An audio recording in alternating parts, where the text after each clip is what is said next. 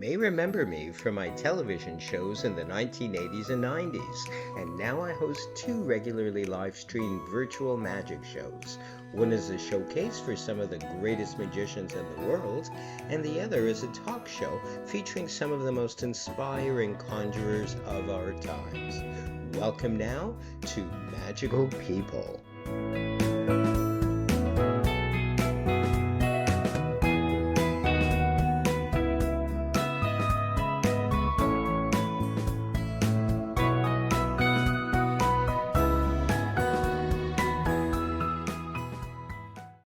And welcome everybody to this edition of Magical People Live with our very special guest, photographer, man about town, etc., Mr. Steve Silverman. Let's put our hands together for Steve.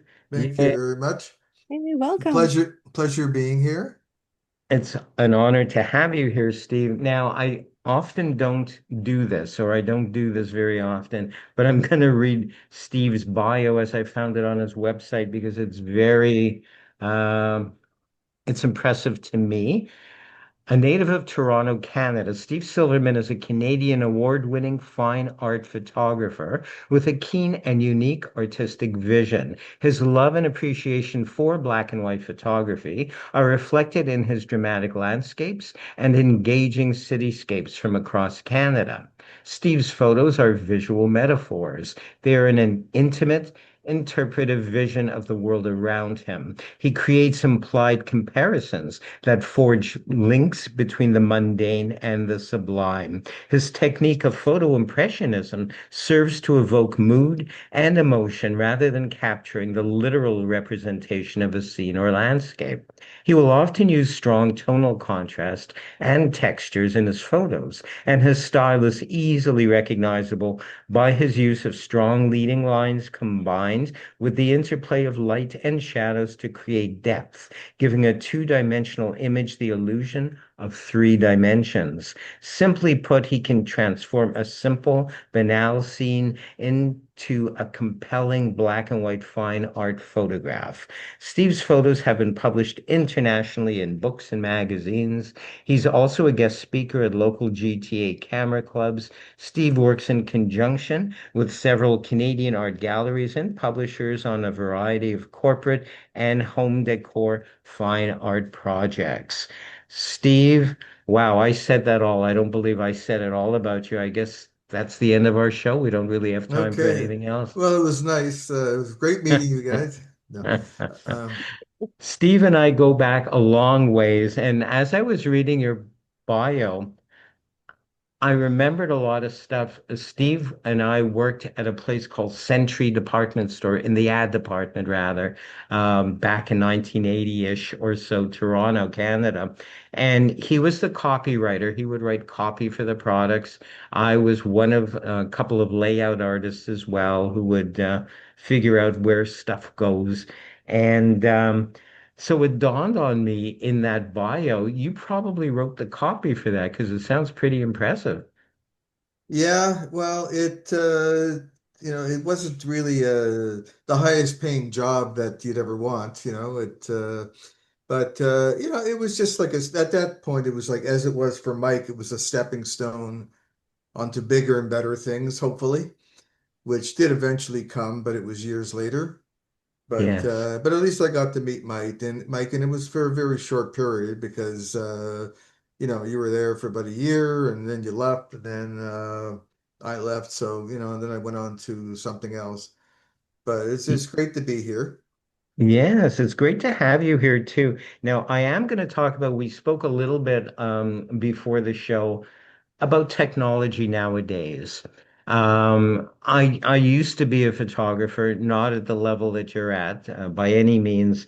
So I'm very familiar with old school stuff that I learned in college when I took graphic design or commercial art, using trays or the stabilizer machine and going very old school. Nowadays, we've got our little friend here, the high resolution camera, both video as well as stills. Do you find at all that the use of that or the availability of it has affected your art at all? Not really, nothing, not at all, because with mobile phones, technology is improving day by day, year by year. But I find that I have what I use. First of all, I use like a digital SL. Right now, I use a digital SLR camera, a full frame camera. And I find that it doesn't hold me back. There's better cameras out there. There's new technology, like there's mirrorless cameras now. But I haven't gravitated. For one thing, they're very expensive, and I don't. At my age, you don't want to be sinking like 5, 6 grand into something unless it pays for itself. But anyways, no, I started out to give you some background about why I got into black and white of all things and not color. I mean, I used to shoot color, but even when I was a little kid, like I was like 5, 6 years old, I used to go into my dad's this cupboard where he had kept all his old stuff and everything. And and he used to have these cameras, these brownie cameras, these box cameras, and I would take pictures. I would try using them. I was fascinated by them, and but then I realized that, well, you're not really there's no film in it, so nothing's going to happen, But that was a rude awakening for me. But I used to take it outside and shoot this and shoot that, and then my dad said, you got to put film in those. They don't work by themselves. Anyways, but I've always been I've always been fascinated by old masters, like the old masters of black and white landscapes, like people like Edward Weston, Ansel Adams, George DeWolf, Michael Kenna, John Sexton, Minor White is another one. A lot of these people aren't with us anymore. Michael Kenna is still around. And I also used to love watching the old classic black and white film noir movies. I liked the effect of light and shadow in the absence of color. And I just found that really something that really appears to me. Really appeals to me, I should say. And so it that really got me going. Even when I was very, very young. And I've taken pictures in color and everything, but the reason why I use like a lot of people, not that you've asked this, but I'll volunteer this information. I used to people commonly ask me, why do you do black and white, not color? Like nobody likes black and white, I said, well, there's a few reasons why. First of all, I had an aunt. Her name was Reva Brooks. You could Google her, and she was a black and white portrait photographer. She lived in uh, San Miguel de Allende, Mexico, and she went around doing portraits of the local native indigenous people of Mexico.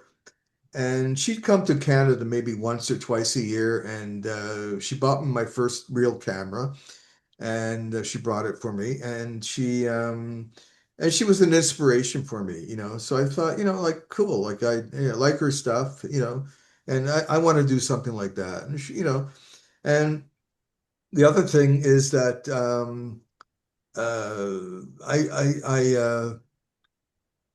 I was born, I've always had this. I have a bit of color blindness in the red, brown, blue, green spectrum. So I've never really been comfortable, confident in myself with color, and I'm still not. Like it's still, even though I shoot in black, I shoot the images in color, and I convert them to black and white. I'm still not 100% confident. And another reason why I decided went with black and white was because it's my niche. Like everybody shoots color. Everybody shoots color. Like in North America, it's a lot different, I hear, than what it is in Europe and the UK and even in the Baltic countries, Russia and everything. Like black and white is a much more respected medium than color photography is. because I have a lot of people that live in those areas. I know a lot of people that live in those areas, and but North America, like everything is glitz, glamour, color, like that's just the way it is. I think it's called capitalism. But anyways, I want to share with folks a little bit of your work, some of your works, and we can chat about them because they're just marvelous. I don't think this medium can do much justice. But here's the first one, and let's chat about that. What is it? okay, this is the place in called Point Pelee. It's the southernmost point in Canada. Um, there is an island which is probably off to the side. You can't really see it in this visual here, but it's actually you can see the United States. I guess it's New York State. So that's how far south it is in Canada. So it's the most furthest southern point in Canada. And a few years back, I started doing a long exposures using neutral density filters, and I just enjoyed it. It's very relaxing and very calming.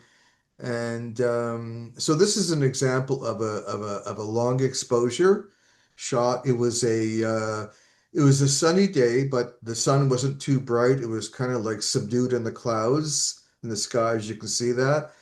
And after a few tries, I got what I wanted. And I mean, you never know what you get until you take it home and bring it and put it into the darkroom, the digital darkroom, to see how it looks. And from there, I just kind of like I have my own vision of what something should look like. I know when I see the scene, if a scene doesn't really move me or motivate me or inspire me, I just walk away from it. But this particular scene, the image is called "Swept Away," which is really like I was just completely swept away by this visual here, of the big piece of driftwood, and I knew what I wanted to do with it right away. Like, it was very, very um, inspiring for me. So, but and I do that a lot. I used to do that a lot. I don't do it as much anymore, but the long exposures there, you're going to see a few on this. I believe on the pictures that Mike's going to show you. So this was it's called Swept Away, and it's a I, you know I it's a popular seller. People like it. And Let's check out. There's a very unusual one that doesn't seem to fit with the rest of them. That one, it's this one. It's a really high contrast sort yeah, of thing. Um, let's talk about that. Where was this taken, Steve? this was taken not far from where I live, and it was taken the morning after 2005. I think it was January 2000. Sorry, December Boxing Day 2005. We The night can't see before. it. The We night can't see it. you can't see it. No, Why can't you see it, I see you. Mike? You should see it. Yeah, it's Does visible. Tommy, make sure you've got Dr. Michael Likey's video tabbed on the screen at the top, because you might have accidentally clicked the meeting thing, which would take it out of your view. Oh, I see it. Okay, sorry. no I worries. Go on, Yeah. Steve. That Okay. part will be edited out. Don't worry. Okay. So this I got up really early in the morning, and I drove out, the whole world. It must have been like I don't know, maybe 7 a.m. I got up, got in my car. The snow was really high, and I went up and down these rural roads close to where I live, because at that time where I lived, there was a lot of farmland there surrounding the area. And I was just driving up and down, and I stopped and saw the scene. There was the horses in the distance in a barn, and the way the fence angles up, it was pointing to the horses. It just kind of caught my eye. And a lot of the stuff I shoot is just being in the right place at the right time. Like it wasn't Beautiful. it, it wasn't planned. I had no idea I was going to do it. But I just thought, wow, here I am all alone, and all you can hear is the wind rustling through the branches, the trees. And it was cold, and snow was really deep. And Beautiful. it turned out to be my bestseller. It's my best-selling image of all time. One of my second best-selling image of all time. Wow. Wow. Sometimes the best ones are spontaneous. They're Yeah, inspired, and a right? lot of them are a lot of them are that way. Here we have the next one. What's the title of it? What inspired This is it? called Winter Solitude. And where Okay. was this taken, Steve? This was at a place near Port Perry, Ontario. And again, I was looking into this thing with I had this bug in my head about shooting uh, uh, single trees. I have this thing with single trees. So I went out. I must have driven like 10 miles or 10 kilometers up and down the rural areas and near Port Perry.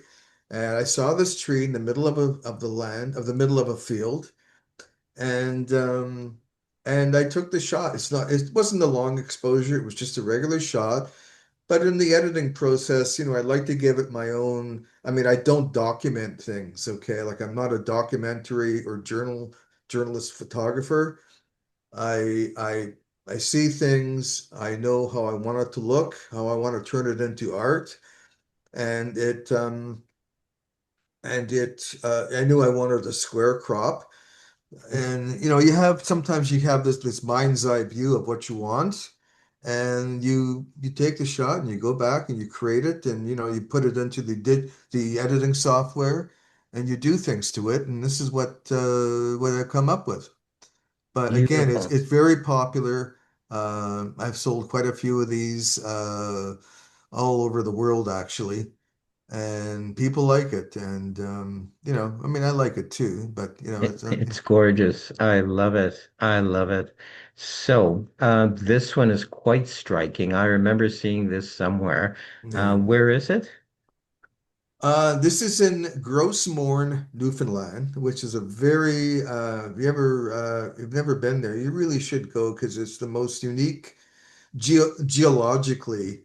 Um, it's a very unique part of Canada. And this was a long exposure. And again, like I'm just walking by, I was with some other people and I had my tripod, my camera, and I thought, wow, they must have known I was coming because the nature set the scene up for me. And I'm sure it's been shot 1,000 times, like like everybody. But I did a long exposure, and you can see the clouds are blurred. Obviously with a long exposure, anything that moves will blur. This is probably like a 9 or 10 minute long exposure where I put my camera on bulb mode for like 9 or 10 minutes, or depending on it's trial and error. It's hit and miss, but I knew what I wanted. I knew what it was going to look like, and this is what I wanted it to look like. I didn't want too much detail in in the foreground rocks here. But it turned out really well, it turned out exactly what I wanted. Awesome. Awesome. Let's have a look at the next one. Ooh, look at this. Where was this shot? Okay, this one especially, this is one of the another top seller. It was shot in Alberta, Canada, and a place near Drumheller. We were there and we're on our way back to our hotel.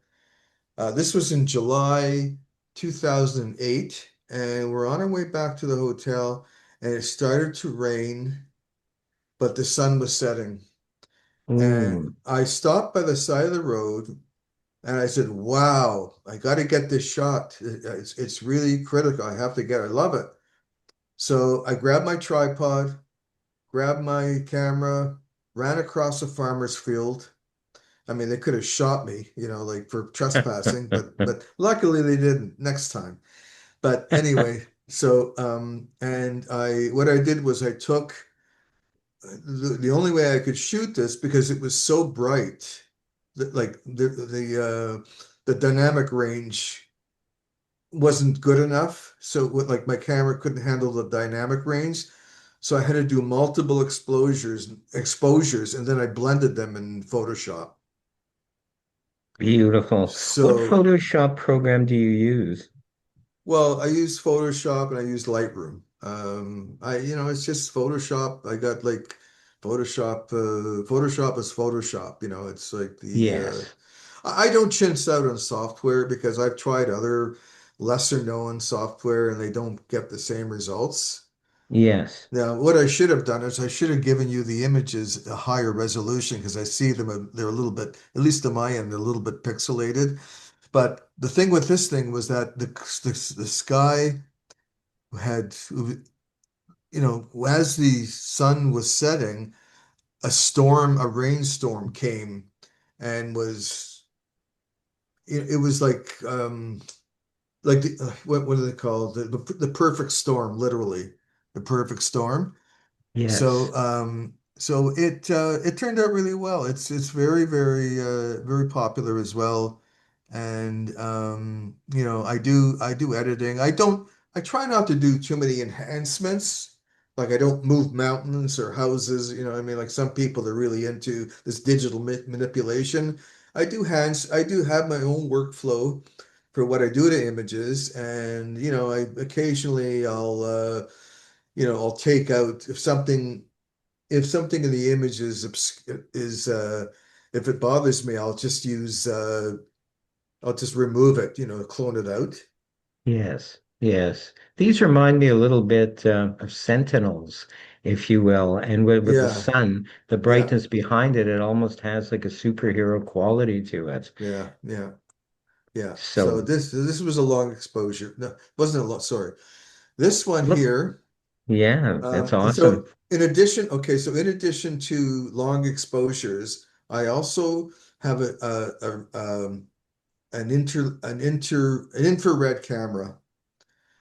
And the infrared camera, with infrared, I had what I did was I had one of my cameras converted to infrared, one of my digital cameras. Yes. And excuse me.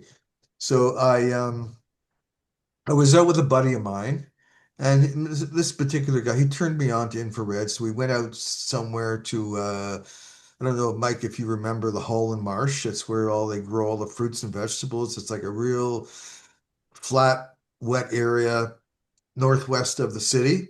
Yes. And so we went there. We're driving around this dirt road, and we saw the other guy's name was Steve as well. And we're driving down there, and we saw the scene. I took, oh my God, look at that! Like the, it amazed me that after so many years, the foliage was coming right through the windshield of the truck. And I could talk about this image for like not 2 hours, but I know we want to keep going on. We want to keep going. So, but there's a funny part what happened because I actually met the grandson of the owner of this truck, and he gave me the complete background of the truth. But just to I won't get into that now because it'll take too long. But with an infrared camera in black and white, anything that's green will turn white, and anything that's blue will turn dark, like black. Okay. So it's just another tool in my toolbox, It's you know. beautiful. I love this. It's almost like the vines are encroaching on something. It could almost be, not that it's not beautiful, but used perhaps in a horror novel or for some sort Well, of. see, Holly, you can use this for your next cover. So look at this. This is gorgeous. Where is this? This is Jasper National Park in Canada. And we were there. I've been there a few times, but the last time I was there was 2014. And I had this shot. I just processed it recently, about 6 months ago, but it's Hmm. from 2014. And we were standing on this precipice overlooking this valley, whatever, this vista. And it just really, and there's the main road goes right through the valley. So Yes. I just thought that was a real, it's like the leading lines and everything. It really, really had an impact on me, and I really liked it. And but I just wanted to. It took a while to get it to where I wanted to go because I really had to use a lot of, we call it contrast grading, where you're trying to separate tones because the trees at the bottom half were they were all kind of munched up together. So I had to kind of separate the trees. So it was a bit of work, but I finally got it to where I wanted to go. But I like it the way it is. It's not everyone would like it, but it's part of my vision. So Absolutely. It's interesting too because you have, in a way, movement via the road, and then you have stability. You have almost, like these mountains are up against everything, yeah. but they're also parting in a sense, making way for the road to go through. Yeah, exactly. That's right. And the road did go through that valley, so at the top. Beautiful. This is another long exposure. So note the blurred clouds and the blurred water on the far right hand side. Probably about 13 minutes. We were at Peggy's Cove Lighthouse, Oh, which is a real like it's one of the I've been told that it's Peggy's Cove. It's one of the natural wonders of the world. Well, not the White House. The lighthouse isn't, but the rock formations. yes. And so I wanted even before we left to go to Newfoundland, sorry, Nova Scotia. I knew exactly. I looked at a lot of different pictures of what other photographers did with Peggy's Cove, and I knew exactly what I wanted, where I was going to stand. I didn't want to be too close. Now you have to, the Peggy's Cove is such a popular tourist attraction that there were hundreds, literally hundreds of people. They were like little ants crawling on the rocks. And I figured like, Wow. okay, even with the long exposure, the the people were blurred. And I said, okay, I guess I could live with that. But you know what? I realized, I can't live with it. I don't want people in this. I don't want like it doesn't really add anything, I didn't think. So Hmm. it was very painstaking. It took me a long time, but I cloned them out one by one, and this is the result of the image.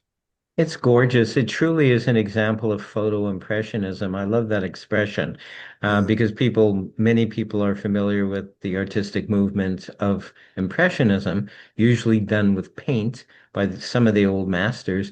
But here you are, a relatively young master, using photography to create impressionism. It's yeah. just beautiful. Where is this? Okay, this is my number one all-time best-selling image. And it's a long exposure. This was taken up we live near Lake Simcoe.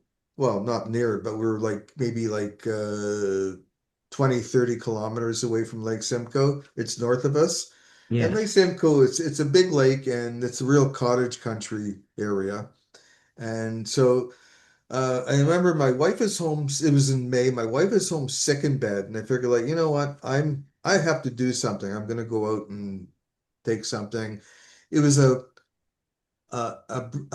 blustery, windy day, and I packed up my camera and tripod, went up there, not knowing what I'm gonna encounter. And then as I drove by um, through this narrow road, which runs along parallel to the lake. I saw this view. It's as if somebody knew I was coming and they set it up for me. And I thought like, wow, like today must be my lucky day.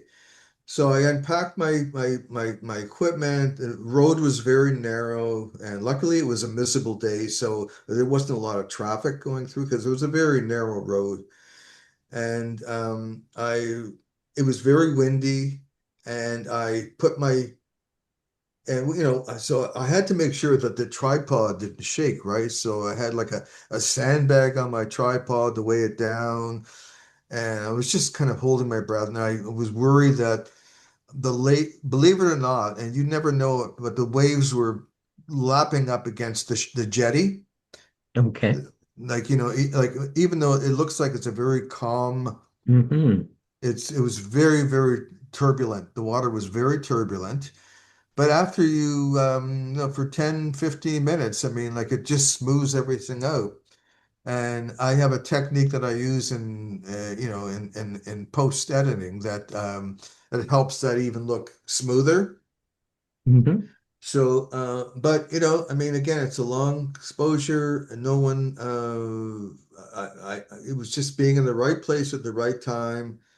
And people love it. It induces all types of emotions. I ask people when they buy one of my stuff, like, how does this make you feel? And they say, oh, one woman said, oh, it makes me feel very lonely, very sad. And I'm thinking, why? Like, why would it make? And other people say, well, it makes me feel like really ethereal and like and you know Yeah. so it triggers different emotions in different people, but it is my all-time best-selling image. Beautiful. Oh, this is amazing as well. Where Yeah. is this? Okay, this is the Grand Canyon Okay. in Arizona, and I always loved going to the Southwest. I haven't been for a few years, but I've done a lot of work down there. And it is exactly what it is. I were out there, we were um, I just saw the scene, and the the clouds were what it is, and the sun was what it is, and everything was what it is, and it really turned out great. Like it's all about the lighting, for what I do. Yes. It's all about the lighting. It's not the camera. It's not it's less about the only thing that's really important is the light for black and white. Yes. Because Yes. somebody once said that, when you take a when with color photo, I mean, I could have shot this in color, okay, but I mean, I did shoot it in color, but I could have converted to black and white. But it's just somebody once said that when you take a picture of when you take a picture of someone in color, you're photographing their clothes, but when you photograph somebody in black and white, you're photographing their soul. I So love it. Yes. Beautiful. So this Mm. is, this is really a representation of what I saw. It may not be exactly what I saw, but it's close and it's in color. I mean, it was exquisite in color as well. Don't get me wrong. It's Hmm. very nice. It looked really good in color, but I just decided that I was going to make this in black and white. Beautiful. I love the detail in the trees and the rocks, etc. So at this point, I'm going to turn things over to my co-host, Cheryl Hayes. And I don't know, do you have any questions at all for Steve this week? I can't hear you. I do. I know we don't have much time left, but now I'm really interested in that story about the truck. The truck, okay. All right. Well, the truck, okay. So that's funny because the truck, okay, so I took a picture of the truck with my friend, the other Steve, and about 2 years later, I was doing another show in Stouffville. Mike will know where Stouffville is, Stouffville, Ontario, right? Hmm. It was an outdoor show, and I had a tent and everything. So there's this big, mean-looking guy comes in my tent, and he's looking at my artwork. And no, he looked like a real tough guy, and he says to me, I know that picture. And it was a picture of the truck, like I had it framed and everything, a nice matting on it. He says, I know that truck. Where did you get that? And I thought, excuse me, you're going to beat me up or something, So, he's, I know that truck. He said, that's my grandfather's truck. And I could see him getting really animated and really emotional about it. And I said, come on, you got to be kidding me. Like, like that's too much of a coincidence, like, I mean, I said, like, okay, like, where was the truck? Where was your grandfather's truck? My grandfather used to be a farmer at the Holland Marsh, and that's his truck. I know it. He used to take me for rides in that truck, and I was 5 years old. And I'm saying, come on, you got to be kidding, right? He says, no, I'm not. I'm not kidding. That's my grandfather's truck. So he says, you know what? He says, I gotta have that. I said, okay, all right. Well, if you want to buy it, sure. He said, but do you have one with this with the name on the side? So I don't know if you want to if you can go back to the image, Michael. No, I Well, can't right. really. You No. can't. Okay, well, on the name of this, you can't really see it from the view, but luckily, when I shot it, I took it from different angles. So I showed him a shot of this truck with the side door, and it's got like his grandfather's name. I guess they're Ukrainian, like Steve Prokopchik. Mhm. Okay, and he says, "Yeah, that's perfect. I'm gonna." And this was the and get this. This is the emotional part. This was um, about 2 weeks before Father's Day. So he says, you know what? He says, my grandfather is long gone, but I'm going to give that to my father for Father's Day. It's a family tradition, like a family tradition. Wow. Oh, Yeah. oh, sweet.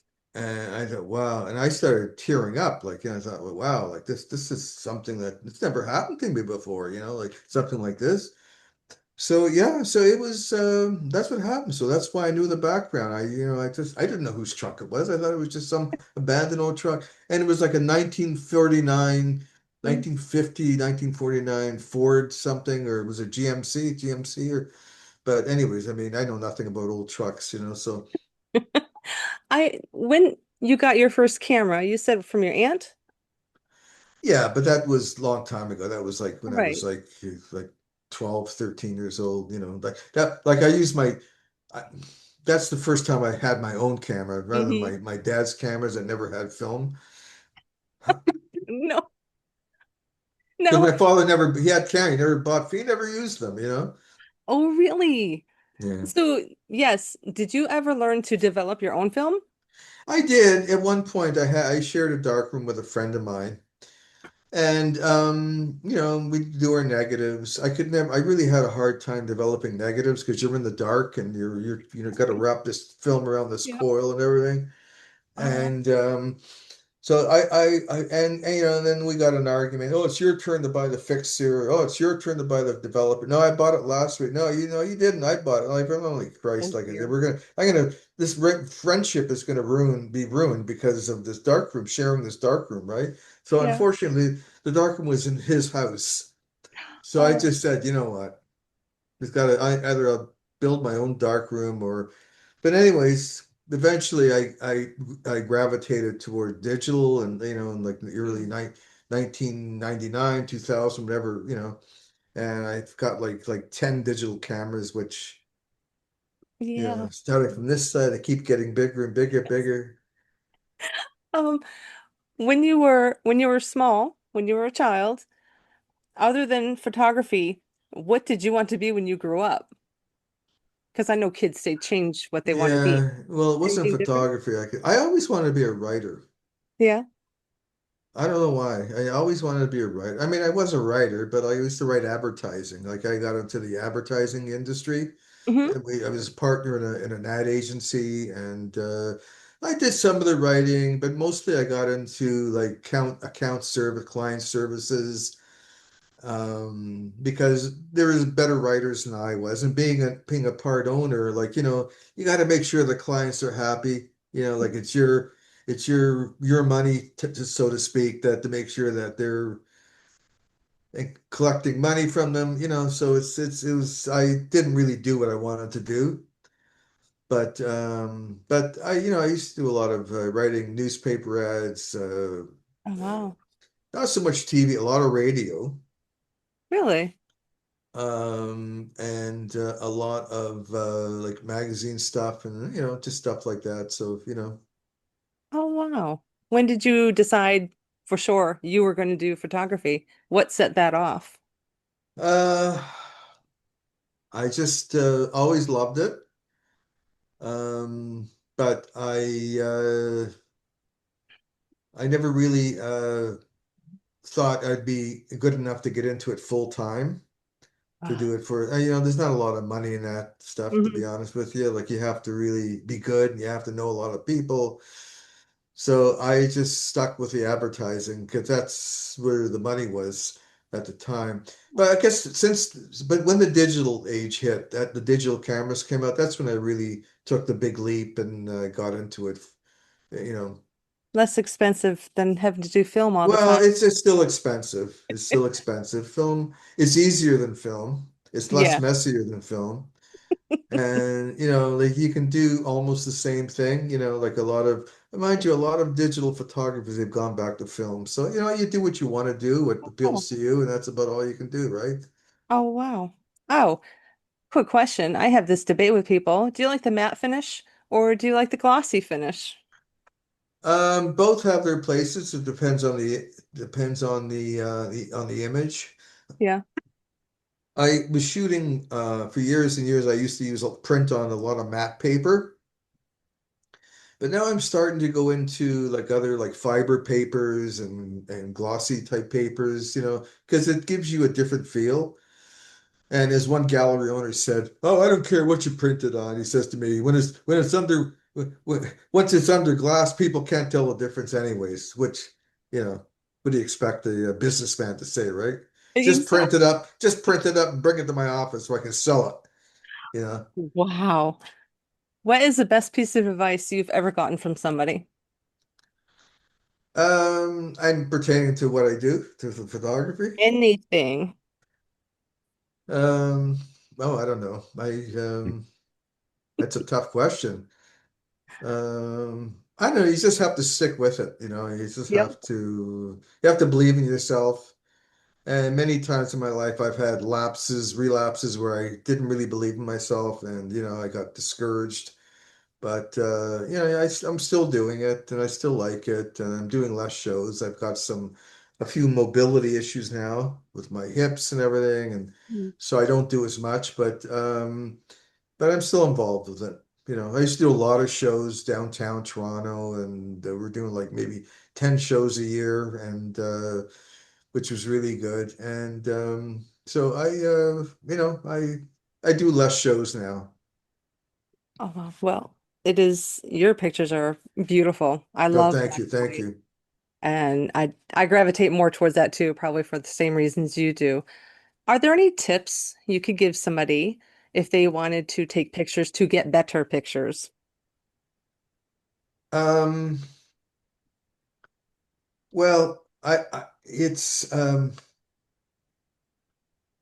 only tip I can really think of is that one thing you have to remember if you want to be a fine art photographer, if you want to be a journalist photographer or a documentary photographer, the tips would be different, okay? But for do what I do to be a fine art photographer, you have to remember that the what you're doing is you're not observing the world like you would with documentary photography. You're interpreting the world. So, because what I show you isn't really reality per se, it's my interpretation of my vision. And the thing about that is that the thing about a camera is just a tool. It is. It doesn't have emotions. It doesn't have it doesn't have a soul. There's no artistry associated with a camera. It's just a box that it's just a tool. And so so it's not so much the the camera as it is the light and the vision of the artist. Okay, so that's if you want to do. I mean, I've never been a documentary photographer or a A portrait photographer. I don't take people's pictures of unless it's my grandkids, which I use my phone. They don't care. They don't want to be in black and white. They'd rather be in color because they wear all these brightly colored clothes and everything. But um, but it has more to do with yourself and the light. Okay, that's the important thing. Um, it's like, the analogy I make is it's like a chef. You've got a chef, and he's a great chef, and he's well, how do I want to be with him? Okay, well, maybe it's at the pots and pans he uses. It's at like the hardware that he uses to make his meal, right? Yeah. And it's not. It's the chef.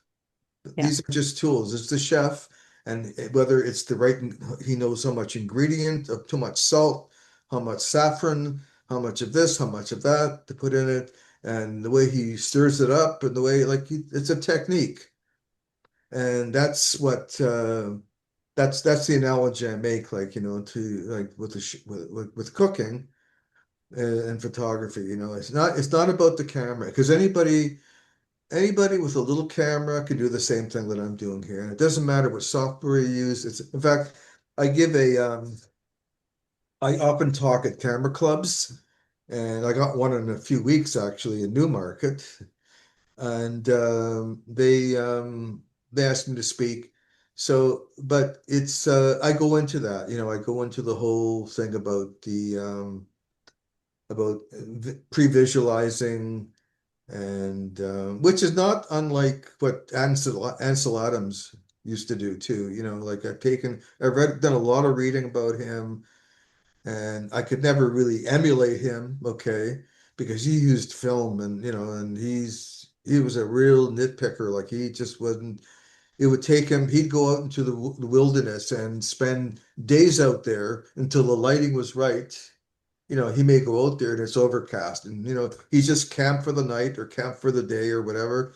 The next day the sun come out. Okay, now I can take my picture. I mean, Wow. I'm not like that, but so but anyway, that's really what it is. It's not. That's what art is. Anybody affiliated with art would know that Yeah. it comes from the heart and the soul and the mind. It's not the camera. And everybody, I was telling Mike this earlier. Everybody says, "Oh well, you must have a really expensive camera." I said, "No, no, I just have. You probably got a better camera than I have. You don't need a better camera. It's the way you see things. It's not the camera. The camera has to. I mean, you have to know the workings of the camera. You have to know things about shutter speed Yeah. and f-stops and stuff like that. But you don't. It doesn't really. You don't have to know the basics. But it's more about the way you see the world. Yeah. And it comes through beautifully with your photos. Thank you. Nice. Well, that is all I have. So I guess thank you for coming. I thank you and It's back been a to pleasure. It's been nice to be here with you back to folks. Dr. Likey. Thank you so much, Cheryl. Cheryl always asks, in my opinion, better questions than I do. She gives more of a humanistic approach, whereas I'm sort of the mechanical questioner. If people want to get a hold of you and or buy some of your works, what's the address? Well, my website is www.monochromevision.com. So my website is still a work in progress.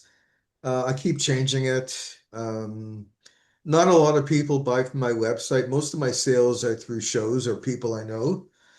But I've had a few sales through the website, and so I mean, I sell them. Like when you go to the website, you're going to see like I sell them as mostly as matted prints, but I do offer framed and like framed and matted, together. And then the prices are pretty reasonable. So if anybody's interested, that's great. I can work out something for you. And the sizes, again, like if you're living in Shipping becomes an issue with framed prints when you get them framed. Like, I had to, I've done some shipping across Canada to the UK, and it gets kind of expensive. I just want to caution you. But anyways, that's what it's all about, just Well, thank you so much, Steve, for sharing your wonderful impressionistic photographs with us. I'm looking forward to having you on again sometime in the future, perhaps in the spring. I know Cheryl and I would be honored, pleased, and excited to have you come back sometime again. sure. That's about it. Thank you so much, Steve Okay, great. Silverman. Thank you. It's great meeting all of you, and all the best. And hopefully we'll see you next time. You betcha. Take care. Thank Take you. care. Bye. Take care. Wow, that was, I love his stuff. I've been seeing his stuff mostly online for a number of years. I've never actually seen his stuff in person, and it looks so beautiful. He was really downplaying his website and Facebook. If you ever maybe friend him on Facebook, that goes for Cheryl and anybody watching the show. The stuff looks beautiful. It is high resolution on Facebook and probably the website as well, though I can't recall. It's always excited me. There was something about black and white photography that really intrigues me. I love black and white. I only did a Yeah, little with a little camera, but not digital film too, so I never knew how it turned out until it's developed. Then you see what absolutely. problems happened. It has a quality. There's something quality and ethereal quality sometimes about black and white and those old black and white films. I believe we had Ed Underwood on recently as well. I don't remember if you were available or not, but he is big into black and white films from the 1800s, early 20th century, and it's very cool. That's a little bit the origins of magic on film. So, Cheryl, once again, Michael, I some want of to the Hammer thank. horrors, some of the old Hammer horrors in black and white are pretty funny. Yes, yes. Very, very exciting. I want to thank you once again for being my co-host, my partner in magic as well, Cheryl. We'll look forward to seeing you Thank on you. Wednesday. Hmm. We shall see. Yeah. Uh-oh. And certainly next week when our guest will be your hubby. So we'll see Yeah, you very soon. Thanks once again, Cheryl. thank you. And there we go. And speaking of Wednesday, I want to just speak very briefly about a few things happening. Every Wednesday, there's the Open Mic Magic Theater. We heard in the background, I think it was Kevin Peele. He and Rabina, the Enchantress, co-host this amazing showcase for some of the world's greatest magicians. It's on Facebook. Look it up. Open Mic Magic Theater every Wednesday, 1 p.m. LA time, 4 p.m. New York time, 9 p.m. UK time. And in Australia, it's the next day, Thursday at 6 a.m. I want to, for my friend, our mutual friend as well, talk about the No Name Trivia Show, of which Kevin Peele is on, and Joseph is the creator of it, and they all co-host the show. It's great fun. I was on it probably about a year or so ago, the No Name Trivia Show. Look it up on Facebook as well. It airs every Monday. Hang on to your hats. 3 a.m. LA time, 6 a.m. New York time, 11 a.m. UK time. At least that's sort of manageable. So it's well worth watching if you can see it in real time. It live streams. If not, certainly watch the replay of it. And there's always awesome guests on that as well. On Friday, this coming Friday, my Friday Night Wizard Emporium airs. Boy, we have such a jam-packed show of amazing talent. The Magical Miss Charlie, Raven Luck Magic, Chris the Bard, Peter John, myself and Cheryl, who you just met from Strange Gambits, John the Great, Robina the Enchantress, Tommy Burnett, and the great Kevin Peele as well. It live streams to my Facebook page, which is MAJICK Magic Mike.Likey, Likey, at 1 p.m. LA time, 4 p.m. New York time, 9 p.m. UK time, 6 a.m. the following day, which is Saturday, Australian time, 6 a.m. Saturday. And I think I've talked your ears off, all of you out there. Thank you so much for joining us. I'm sure you enjoyed watching Steve Silverman.